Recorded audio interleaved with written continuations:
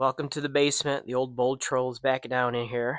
I figured I'd go through and show you guys a video of my saddle setup in terms of what I'm carrying in my saddle or on my saddle with the cis haulers.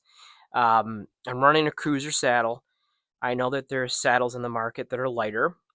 Um, as far as comfort goes, I know I can sit in this cruiser all day long. I've never had the opportunity to go through and sit in a saddle as long as I had or have with the cruiser. So I'm going to continue to run the cruiser. It's a very comfortable saddle. I like it. It's done excellent for me the last 5 years. It looks great as far as hardly any wear and tear on it, and I do use it quite a bit. Um, I don't run the cruiser cis haulers. I do run the Tethrd. I just like them a little bit better. I think they're a little bit more quiet.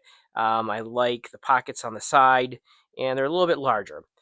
So that's why I kind of run the Tethrd cis hauler. You know, I would love to have everything match, but I use what works. That's the way um, I operate. I'm going to use what works. So some of the things that you're probably going to see here are going to be like, why are you using that? But this what works for me. All right. So on my right side in my cis hauler, what I have is the following. I always try to put everything back where I always take it out so I know where it's located. So on my right side, I always carry my tether. And the first thing you're probably going to say, why are you using that size rope? Well, the way I climb a tree is I use a lone wolf hand climber, and I found that this rope works the best. And I'll do a separate video on that. I am running Ropeman 1. Works great with the system that I'm using. Really like it. I have a little pocket on the side. I have my back band for those all day sits. This is a must, especially when you're taking a nap. Love this thing. Always keep it right there in the saddle. And then on the right side here, this little pocket. This is my tree strap and my bow holder. And you can see how small and compact this is. I don't like the straps that have all the loops on it. Um, I like my strap to be nice and tight to the tree. I want everything to be as tight to the tree as possible. And I want it to be compact.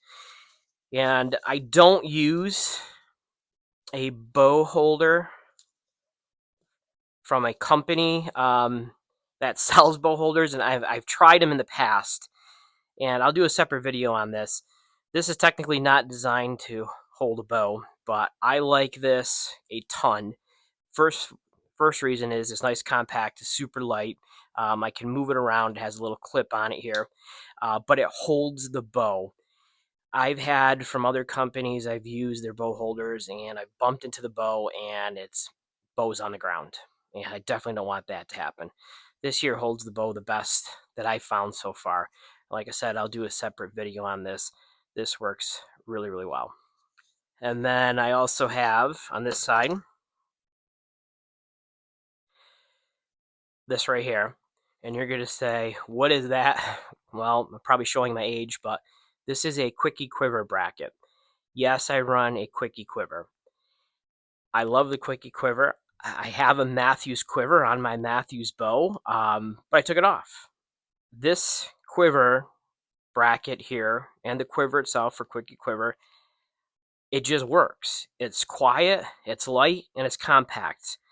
So this little clip here hangs on the strap. So that's my quickie quiver bracket. So that's on the right hand side. Left hand side. First thing, linesman's belt. And then on the inside here, I have this little system here. So if I want to be really stealthy and I have some just small little branches I need to cut, I'm going to use the clippers. And then on this side, I have this little mini saw. And I really like this little mini saw because it makes me think before I cut. And a lot of times you have a big saw, you're always saying to yourself, oh, I can just cut down that branch, it's no big deal. this makes me think before I cut, especially where I'm going to set up. So I like this saw not only because it's super small, super lightweight, but it makes me think, because a lot of times you have a tendency to go in there and just start cutting a bunch of stuff. Um, if you're on private land, no biggie. If you're on obviously state land where you can't, obviously you can't cut down any branches or anything, but this makes me think before I go through and climb. So I really like using this small little saw. And then the side pouch here, I'm using this system for my pull-up rope. I just have it attached here to the side of my saddle. I think this is really simple and it's really lightweight. It's fairly compact versus, like a Doyle's hoist or something else. And as I'm climbing, it just unravels. It's real simple. It's quiet, and I do run a little larger rope because I have a tendency to carry a lot of gear in my backpack. Yes, I pull my backpack up in my bow, so I went with a little larger rope. So that's on this side right here. But then the last thing is that I run or have is a ratchet strap. And you're probably wondering, why do you carry a ratchet strap? Well, it's because of my platform that I'm using. Like I said, I'll do a separate video on that. So everything that you see here, and I have some other things. I have some gear ties on here. I have some S-beaners. I have, obviously, suspenders. Everything you see here is coming in. That's everything inside of here that I have is coming in at about 5 pounds, including the saddle.